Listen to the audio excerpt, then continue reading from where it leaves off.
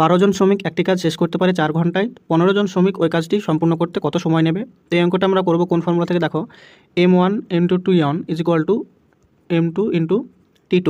এই ফর্মুলাটা যদি আমরা লাগাই তাহলে এখান থেকে t2 ইজ ইকুয়াল টু কত পাবো? দেখো, আমাদেরকে পরে সেকেন্ড কেসে আমাদেরকে টাইম বার করতে বলেছে, তাহলে সেটা t2 ইজ ইকুয়াল টু পাবো m1 t1 বাই m2, এটা আমাদেরকে বার করতে হবে।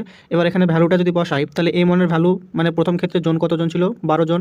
প্রথম ক্ষেত্রে টাইম ছিল 4 ঘন্টা, বাই দ্বিতীয় ক্ষেত্রে মানুষ কত বা শ্রমিক কতজন আছে? 15 জন।